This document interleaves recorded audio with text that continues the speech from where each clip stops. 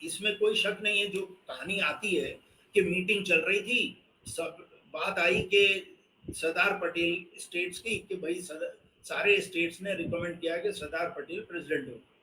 तभी यस। एक चिट आई सरदार पटेल के पास और उसमें गांधी जी ने लिखा हुआ था, टेक योर नेम बैक, और सरदार पटेल ने वापस ले लिया। ओके। यस तो सर। लोग ये कहते हैं, लोग कौन, जिनका कोई इससे लेना देना नहीं है, जो कि ओके। इंडिया की को यूनाइट करने के चक्कर में भी नहीं थे, अब उन वो आरोप लगाते हैं कि गांधी जी ने सरदार पटेल के साथ धोखा किया। So this is what first question I asked was that this amounted to treachery.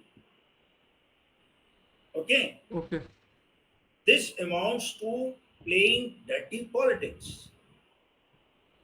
जो गांधी जी ने की। ओके, नाउ अगर हम इसी को लें, मुद्दा क्या था? क्या गांधी जी ने सरदार पटेल या जवाहरलाल नेहरू को या किसी को या जनता के आगे प्रॉमिस किया था, या कांग्रेस वर्किंग कमेटी ने प्रॉमिस किया था कि सरदार पटेल को या जवाहरलाल नेहरू को प्रेसिडेंट या प्राइम मिनिस्टर बनाएंगे? कहीं ये प्रॉमिस है, कहीं लिखा हुआ है कि जब आजादी मिलेगी तो बेटा मैं तुमको प्राइम मिनिस्टर बनाऊंगा? नहीं, ऐसा तो कहीं लिखा नहीं है। तो मुद्दा क्या था? मुद्दा था देश की आजादी, ओके। ऑर्गेनाइजेशन के ऑब्जेक्टिव्स। ओके। आप आदमी सिलेक्ट करते हो ऑब्जेक्टिव्स के लिए, आदमी के बेसिस पे ऑब्जेक्टिव्स नहीं बनाते हो। एग्जैक्टली। कौन सा सीईओ आप लेते हो, उसको लेने के बाद ऑब्जेक्टिव्स बनाते हो?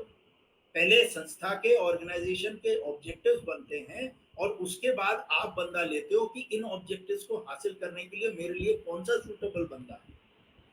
और मैंने कोई, या गांधी जी ने कोई प्रॉमिस नहीं किया है किसी से कि भाई मैं तेरे को ही बनाऊंगा, तू लगे रहे मेरे साथ, मैं तेरे को प्राइम मिनिस्टर बना के छोड़ूंगा। हाँ, क्योंकि सर उस टाइम तो कोई इस तरह की बात हुई नहीं होगी, तो पॉइंट क्योंकि ये है उस टाइम। कि जब एजेंडा ये था उस वक्त 1946 में कि हमें किसी तरह आजादी के लिए तो तैयारी होनी ही होनी है, सबसे बड़ा सामने ये था कि किस तरीके से हम इन लोगों से निगोशिएट कर पाए कि मुसलमानों को विन बैक कर लें, राइट, और एक ओके। यूनिफाइड इंडिया बना पाए।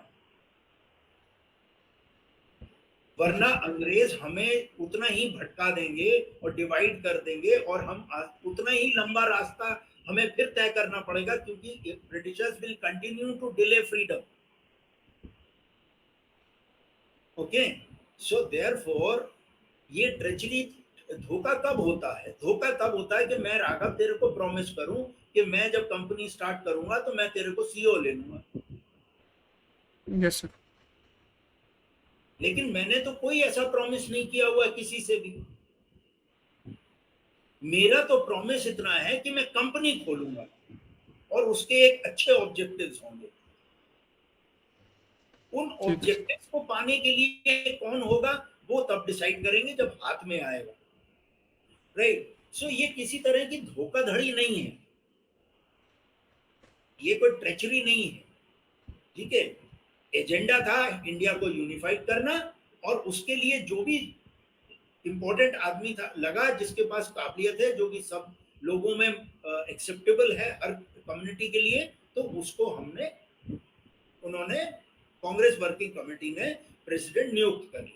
जो नेचुरल सी बात है कि वैसे कोई प्रॉब्लम नहीं होती, लेकिन इशू ये था कि जब मुसलमानों के साथ निगोशिएट करना है तो कहीं ना कहीं हमें एक ऐसा एक्सेप्टेबल चेहरा लाना पड़ेगा जो कि मुसलमानों के साथ भी निगोशिएट, उनको भी एक्सेप्टेबल हो, और हम हिंदुस्तान को यूनिफाइड रखने में कामयाब हो। हमें तो नहीं मालूम 1946 में के अगले साल जो है बंटवारा हो जाएगा। हम तो इसी मुद्दे पे और इसी फोकस से काम करेंगे कि किसी तरह बंटवारा नहीं ना है। हो, okay. Right. Okay, now we I come to another question. तो ये कोई डर्टी पॉलिटिक्स नहीं थी, ये सिर्फ ऑर्गेनाइजेशन के ऑब्जेक्टिव्स के बेसिस पे लिया हुआ डिसीजन था।